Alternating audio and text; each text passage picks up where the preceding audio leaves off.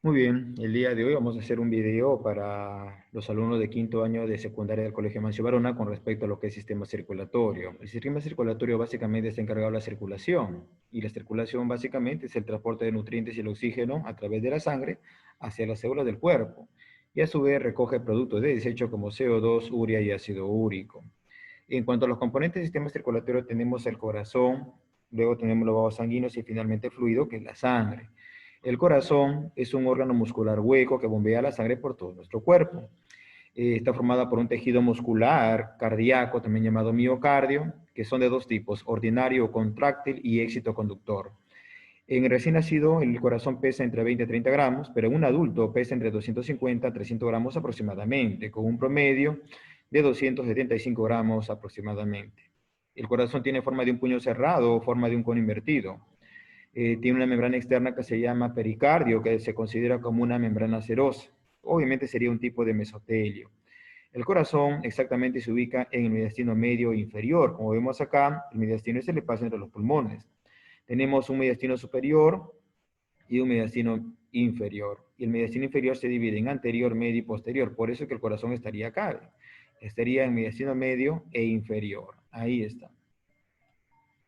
En cuanto a la histología del corazón, vamos a decir que la capa más interna del corazón se llama endocardio. Y el endocardio va a formar parte de las válvulas y de los músculos papilares. Luego tenemos la capa más grande llamada miocardio, y luego viene el epicardio, que sería la hoja visceral del pericardio seroso. Entre la hoja visceral del pericardio seroso y la hoja parietal del pericardio seroso se ubica básicamente la cavidad pericárdica, que obviamente contiene un líquido llamado líquido pericárdico en una cantidad de 15 a 50 mililitros aproximadamente. El pericardio seroso, que está formada por la hoja parietal, hoja visceral y la hoja parietal, junto con el pericardio fibroso, van a formar la envoltura cardíaca, que también se llama pericardio. El corazón básicamente de un ser humano tiene cuatro cavidades, dos aurículas y dos ventrículas. Recordar que las aurículas también se le llaman atrios. Tienen características tanto las aurículas como los ventrículos. Las aurículas tienen una localización, bueno, arriba, las aurículas son superiores, los ventrículos son inferiores. Las aurículas tienen una forma de cubo, cuboidea, los ventrículos tienen una forma cónica en el caso del izquierdo y semilunar en el caso del derecho. Las aurículas, el tamaño básicamente son pequeñas y los ventrículos obviamente son grandes. Las paredes de las aurículas son delgadas, las paredes de los ventrículos son gruesas. Muy bien. En cuanto, en cuanto a las aurículas, vamos a decir que presentan paredes delgadas y los ventrículos son gruesos, ¿no? La superficie interna de las aurículas es lisa y los ventrículos es rugosa. Las aurículas presentan músculos pectíneos, en cambio los ventrículos no lo presentan. Las aurículas presentan orejuelas, los ventrículos no lo presentan. Los ventrículos presentan cuerdas tendinosas y los músculos papilares, y los ventrículos solamente presentan masa carnosa. Las aurículas no lo tienen. En las aurículas básicamente van a desembocar venas. En cambio, en los ventrículos siempre salen arterias, ¿no? Recordar que las aurículas soportan menor presión, los ventrículos soportan mayor presión. En cuanto al corazón, miren acá, hemos hecho un corte ahí coronal o frontal del corazón para ver las estructuras internas. Tenemos la aurícula derecha, aurícula izquierda, ventrículo derecho, ventrículo izquierdo. Entre la aurícula derecha y ventrículo izquierdo se encuentra un tabique llamado interauricular. Y entre el ventrículo derecho y el ventrículo izquierdo se encuentra el tabique interventricular o también llamado septo. En cambio, entre las aurículas y los ventrículos encontramos un tabique que se llama tabique aurículo-ventricular. Por eso que las válvulas que están acá se llaman válvulas auriculoventriculares. Por ejemplo, en el caso de la aurícula derecha va a desembocar la vena cava superior que no tiene válvula, también desemboca el seno venoso coronario que tiene una válvula llamada válvula de Tevesio, y desemboca la válvula de Eustaquio que tiene una válvula llamada, disculpen, desemboca la vena cava inferior que tiene la válvula de Eustaquio.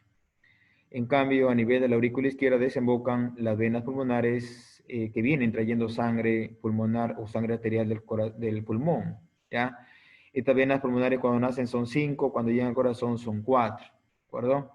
Entre las aurículas y los ventrículos hay válvulas, como por ejemplo entre la aurícula derecha y ventrículo derecho está la válvula tricúspide, y entre la aurícula izquierda y el ventrículo izquierdo está la válvula bicúspide mitral. Como está en el tabique auriculoventricular, a estas válvulas que están de azul se le llaman válvulas auriculoventriculares. ¿De acuerdo? Que dicho sea de paso, cuando la sangre pasa de este lugar, o sea, de las aurículas a los ventrículos, y la sangre quiere regresar, entonces automáticamente la válvula se cierra, impidiendo que la sangre regrese hacia las aurículas, originando un ruido que se llama el primer ruido cardíaco. Por lo tanto, el primer ruido cardíaco está originado por el cierre de las válvulas auriculoventriculares.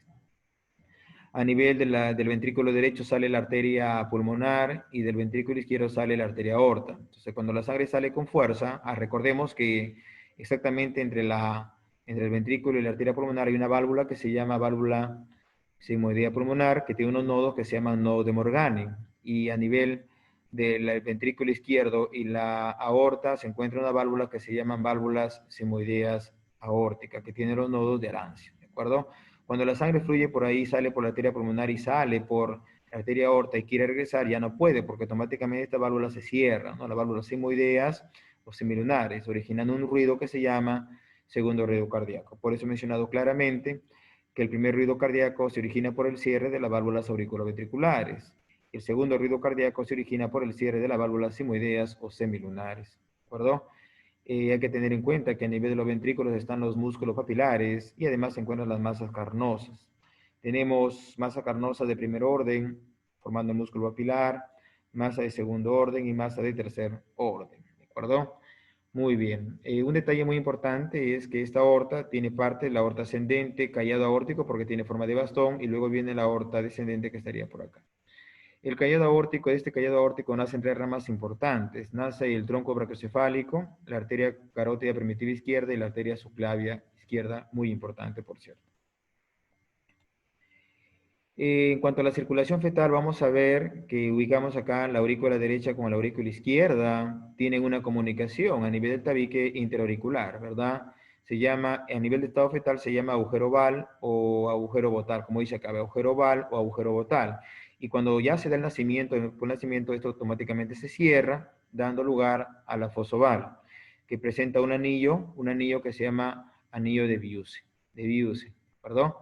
El otro channel o la otra comunicación se da entre la arteria pulmonar y la arteria aorta. Entre la arteria pulmonar y la arteria aorta se encuentra el conducto arterioso. Cuando nace ya el niño, obviamente se va a convertir en un ligamento llamado ligamento arterioso. ¿Ya? Incluso existe una tercera comunicación, pero solamente me interesa hablar con respecto al agujero oval o agujero botal y el conducto arterioso que une la arteria pulmonar y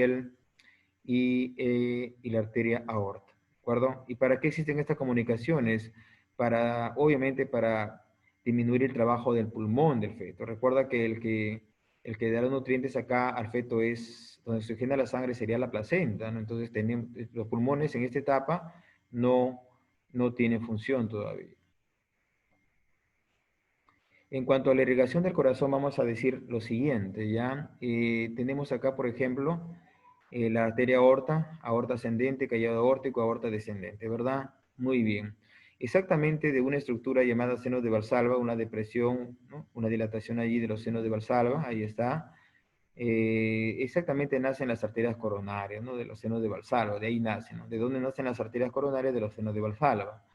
Muy bien, y nacen, por ejemplo, dos arterias, que es la arteria coronaria izquierda, ahí está, y la arteria coronaria derecha, ¿no? La arteria coronaria izquierda, a su vez, se va a dividir, por ejemplo, o se va a dividir en dos arterias. La arteria circunfleja izquierda, ahí está, la arteria circunfleja izquierda, que va a dar lugar a la arteria marginal izquierda, y la arteria, que vemos ahí, arteria descendente anterior izquierda, ¿de acuerdo? Es una rama interventricular anterior de la arteria coronaria izquierda. Muy bien. En cambio, la arteria coronaria derecha va a dar lugar a dos arterias, a la arteria marginal derecha, ahí está, y dará lugar a la arteria descendente posterior. ¿Ya? Entonces la arteria coronaria derecha dará lugar aquí a la arteria marginal derecha y la arteria descendente posterior. ¿De acuerdo? Muy bien. El ser humano, básicamente, el ser humano presenta un sistema circulatorio cerrado, doble y completo. No se le llama cerrado porque hay presencia de capilares. Por ello es cerrado el circuito. Es doble porque la sangre pasa dos veces por el corazón. Ahí está. Uno, dos. Uno, dos. Entonces la sangre pasa dos veces por el corazón. ¿De acuerdo? Muy bien. Y se le llama, bueno, completa porque la sangre venosa no se mezcla con la arterial. La sangre venosa no se mezcla con la sangre arterial. ¿De acuerdo? Muy bien. Entonces tenemos una circulación mayor y una circulación menor. La circulación mayor, o también llamada sistémico general, ¿ya? Esta circulación mayor, sistémico general, básicamente empieza del ventrículo izquierdo y termina básicamente en la aurícula derecha, como está acá. Comienza el ventrículo izquierdo y termina en la aurícula derecha. En cambio, la circulación menor o pulmonar básicamente comienza en el ventrículo derecho y termina en la aurícula derecha. Entonces tenemos dos tipos de circulación. La circulación mayor y la circulación menor o pulmonar. La circulación mayor comienza en el ventrículo izquierdo y termina en la aurícula derecha. Y la circulación menor o pulmonar comienza en el ventrículo derecho y termina en la aurícula izquierda. ¿De acuerdo? Muy bien. En cuanto a la frecuencia cardíaca, vamos a decir que la frecuencia cardíaca es la cantidad de latidos del corazón por minuto, ¿de acuerdo? La frecuencia cardíaca es la cantidad de latidos del corazón por minuto, que lo menciona como 70-75 latidos por minuto. Aunque los libros reportan que puede ser de 60 a 90 latidos, normal, ¿no? Un aumento de la frecuencia cardíaca sería la taquicardia, una disminución de la frecuencia cardíaca sería la bradicardia.